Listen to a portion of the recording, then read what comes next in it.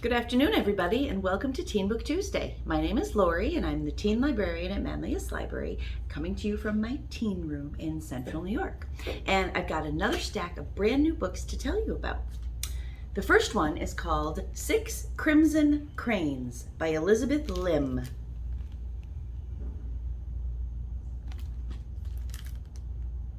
Shiorianma, the only princess of Kyoto, has a secret. Forbidden magic runs through her veins. Normally, she conceals it well, but on the morning of her betrothal ceremony, Shiori loses control. At first, her mistake seems like a stroke of luck, forestalling the wedding she never wanted. But it also catches the attention of Raikama, her stepmother. A sorceress in her own right, Raikama banishes the young princess, turning her brothers into cranes. She warns Shiori that she must speak of it to no one, for with every word that escapes her lips, one of her brothers will die. Penniless, voiceless, and alone, Shiori searches for her brothers and uncovers a dark conspiracy to seize the throne. Only Shiori can set the kingdom to rights, but to do so, she must place her trust in a paper bird, a mercurial dragon, and the very boy she fought so hard not to marry. And she must embrace the magic she's been taught all her life to forswear, no matter what the cost. So this is 6 Crimson Cranes. It's a fantasy, and it is it's based on an old folk tale, actually, and that's by Elizabeth Lim. Next up, The Perfect Place to Die by Bryce Moore. This is based on a true story of the first serial killer in the United States, which took place right around the Chicago World's Fair in the 1890s. Zoretta never thought she'd encounter a monster, one of the world's most notorious serial killers. But she had resigned herself to a quiet life in Utah. But when her younger sister, Ruby, travels to Chicago during the World's Fair and disappears without a trace, Zoretta leaves home to find her. But 1890 Chicago is more dangerous and chaotic than she imagined. Even with the help of a dashing stranger and a friendly hotel maid, Zoretta doesn't know where to start until she learns of her sister's last place of employment, a mysterious hotel known as the Castle. That was a real castle. Zoretta takes a job there, hoping to learn more about her sister's final days. And before long, she realizes the hotel isn't what it seems. Women disappear at an alarming rate. She hears crying from the walls, and terrifying whispers follow her at night. In the end, she finds herself up against one of the most infamous mass murderers in American history, and his custom-built death trap, which was the hotel, the Castle. And this is based on the real-life serial killer, whose name has just escaped me. There is an author's note in the back. H.H. Holmes.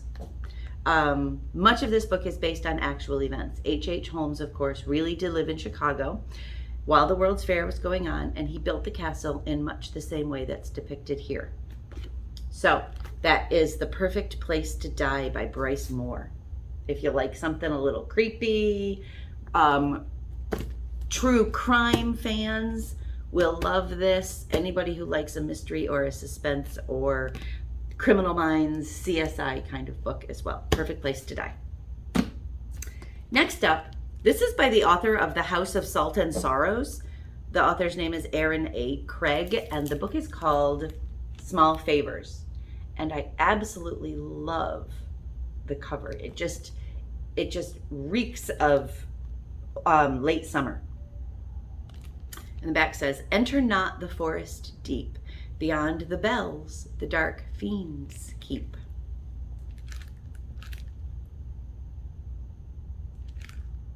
The heart's desire always comes with a price.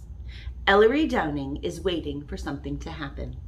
Life in isolated Amity Falls, surrounded by an impenetrable forest, has a predictable sameness. Her days are filled with tending to her family's beehives, chasing after her sisters, and dreaming of bigger things, while her twin Samuel is free to roam as he wishes. Early settlers fought off monstrous creatures in the woods, and whispers that the creatures still exist keep the Downings and their neighbors from venturing too far. When some townsfolk go missing on a trip to fetch supplies, a heavy unease settles over the falls. Strange activities begin to plague the town, and as the seasons change, it's clear that something is terribly wrong. The creatures are real, and they're offering to fulfill the residents' deepest desires, however grand, for just a small favor. These seemingly trifling demands, however, hide sinister intentions.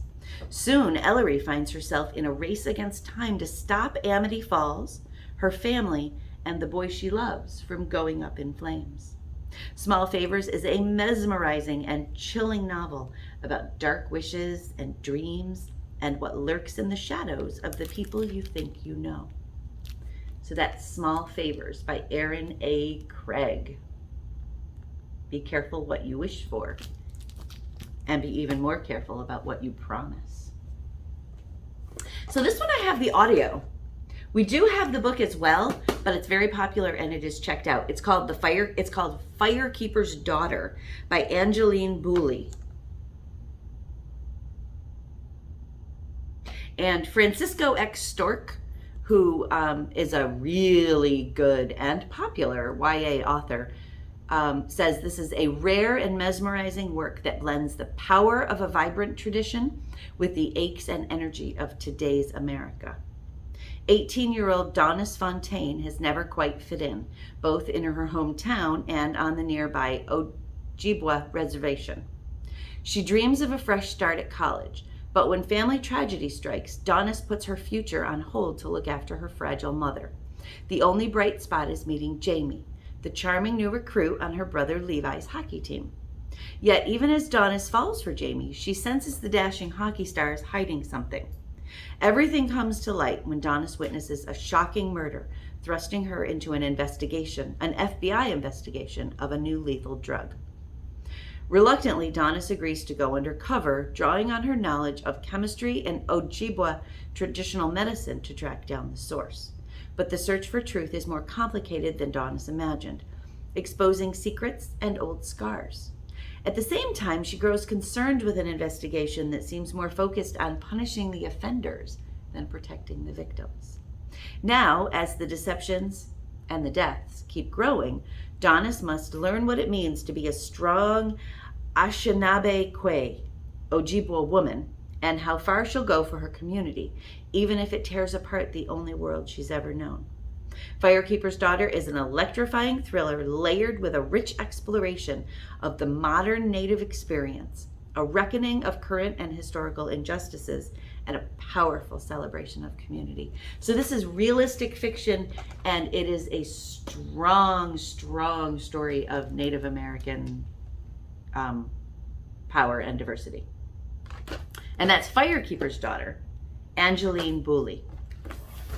And finally, I don't normally tell you about two books at once, but I actually got the second book in the series first, and so it looked amazing, so I quickly ordered the first.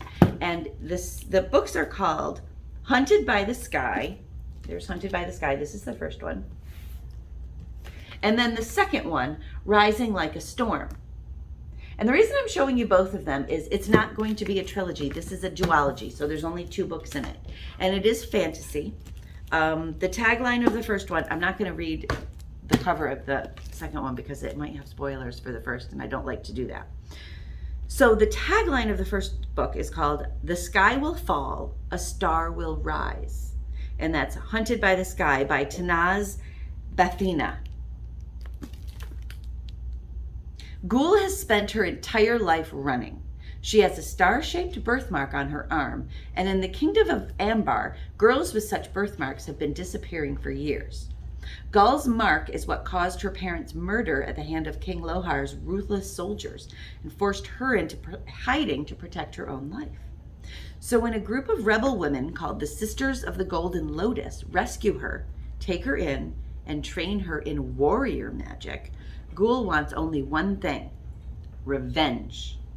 Cavis lives in the tenements, and he's just about ready to sign his life over to the king's army. His father is terminally ill, and Cavis will do anything to save him. But sparks fly when he meets a mysterious girl, Ghoul, in the capital's bazaar.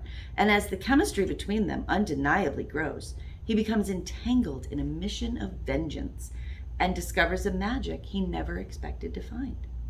Dangerous circumstances bring Ghoul and Kavis together at the king's domain in Amber Fort, a world with secrets deadlier than even their own.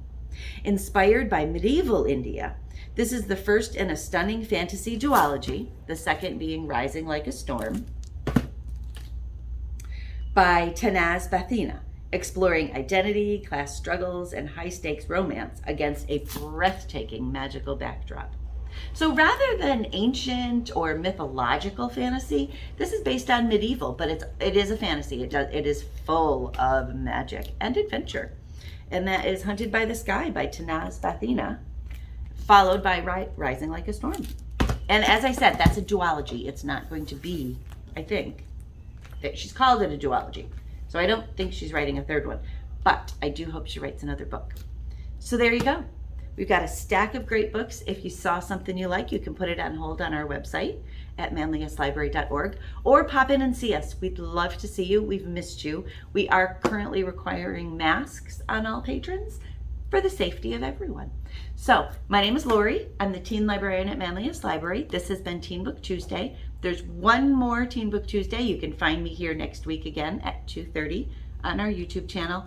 I'll be taking a short hiatus after that, but we'll be back. Thanks for joining me. I hope that you have a great week, and I'll see you next time. Happy reading.